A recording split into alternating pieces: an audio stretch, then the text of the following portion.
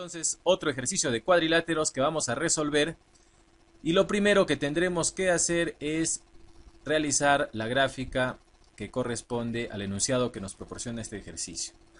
Nos hablan inicialmente de un trapecio ABCD y nos indican además que los lados paralelos vienen a ser BC con AD. De tal manera que nuestro trapecio podría ser más o menos así como este, ¿no? Vértice A, B, C y D. Como se nota, este lado BC y este lado que aparece aquí abajo AD son los lados paralelos, ¿no? Que vienen a ser las bases, por supuesto. Dice además, se sabe que AD menos BC es igual al doble del segmento AB. Este dato, por supuesto, resulta ser uno de los más importantes, así que nosotros lo vamos a extraer. Para resaltarlo lo vamos a poner aquí más o menos, ¿ya? De tal manera que los segmentos que están participando son en total 3.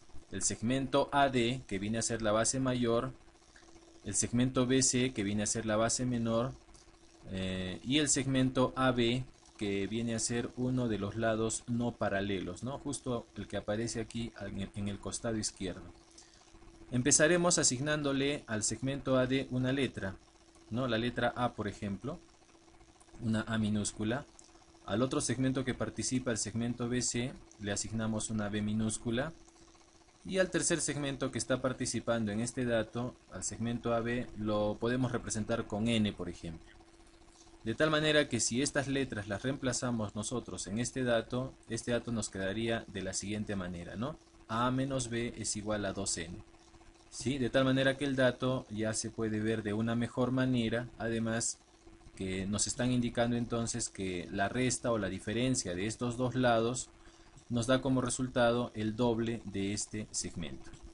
Muy bien, ahora hay un dato más aquí que nos indica que la medida del ángulo B es 4 veces la medida del ángulo D, ¿no? Acá son ángulos los que participan. El ángulo B que aparece en este vértice se nota claramente que es un ángulo obtuso, mientras que el ángulo D es un ángulo pequeño, agudo, ¿sí? Entonces podemos asignarles letras a estos ángulos, ¿no? De tal manera que el ángulo aquí tiene que ser 4 veces este otro.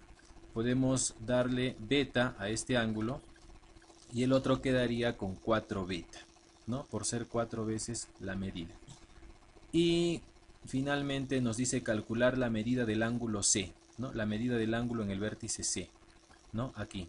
A ese ángulo lo vamos a representar con una letra alfa cuya medida finalmente vamos a tener que determinar, ¿no? Siendo alfa nuestra incógnita. ¿Ya? Muy bien, el ejercicio entonces hasta este momento ya se encuentra totalmente planteado y lo que queda ahora sería pensar qué es lo que vamos a hacer a continuación.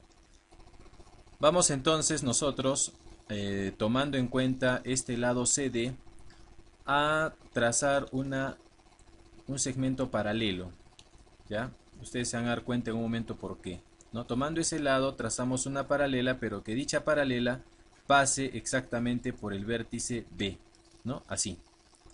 ¿Ya? Entonces lo que se ha hecho es trazar una paralela con el lado CD, una paralela con el lado de CD que está pasando exactamente por el vértice B. ¿Ya? Es lo que acabamos de hacer.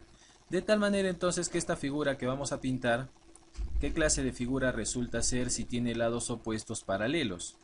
Pues resulta ser un paralelogramo.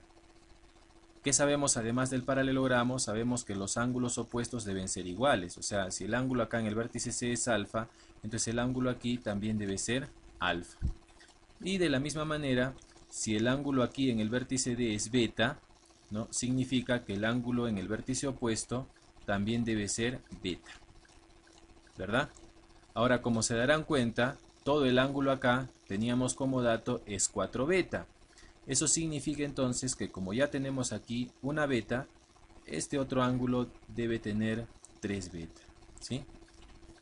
Ya eso no es difícil de deducir.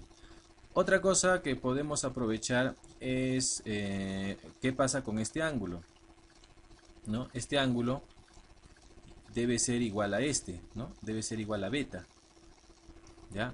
También podríamos decir que tiene que ser igual a este por alternos internos, ¿no? De tal manera que de todas formas este debe tener un valor de beta, ¿ya? Ahora como alfa y beta están juntos y hacen media vuelta, podríamos escribir que alfa más beta es 180 grados, ¿no? Porque completan media vueltita, por lo tanto resultan ser suplementarios. Un detalle más, este lado B, este lado que está con una B minúscula, este lado debe tener una medida igual a la del lado opuesto, ¿no? Ya que tenemos un paralelogramo. Entonces, si este lado mide B, significa que el que aparece aquí abajo también debe medir B, ¿no? Por esa razón no habría problema en que a este segmento le coloquemos esa medida. Como toda la base, como todo lo que tenemos aquí abajo tiene de medida A y este pedacito es B, ¿no? Eso nos indica que todo el otro segmento, todo el otro pedazo debe ser la diferencia, ¿no? De tal manera que debe ser A menos B, ¿no? A quitándole B. Ya, eso sería lo que mide este segmento. Aquí precisamente es donde podemos aprovechar este dato, ¿no? Este dato que nos dice que la resta A menos B es igual a 2n. Entonces, en lugar de colocar A menos B, tranquilamente podríamos poner 2n, ¿no? En su reemplazo, porque como lo dice el dato, es exactamente lo mismo. ¿Ya? ¿Qué podemos hacer ahora? ¿Cuál es la idea siguiente? Lo que sigue entonces sería partir a este ángulo que mide 3 beta en dos ángulos, pero que no sean iguales. A nosotros nos convendría que este ángulo de 3 beta, partirlo, pero de tal manera que el ángulo aquí sea beta y el otro sea 2 beta, ¿no? Por supuesto que esa línea de todas maneras tiene que existir, ¿no? Nosotros la vamos a trazar. Entonces este 3 beta se va a dividir en beta y 2 beta, ¿sí? ¿Por qué nos conviene hacer esto? Porque fíjate, al ser este beta y al ser este beta, la suma de estos dos ángulos, beta con beta, nos va a dar el ángulo aquí. De tal manera que este ángulo debe ser 2 beta, ¿ya? Ahora, en este triángulo que tenemos, al ser estos ángulos iguales, ¿sí? Este lado debe ser igual a este otro, ¿no? Por eso, si este lado es n, el de aquí también debe ser n, ¿ya? ¿No? Si hay dos ángulos iguales, pues se sabe debe haber dos lados iguales.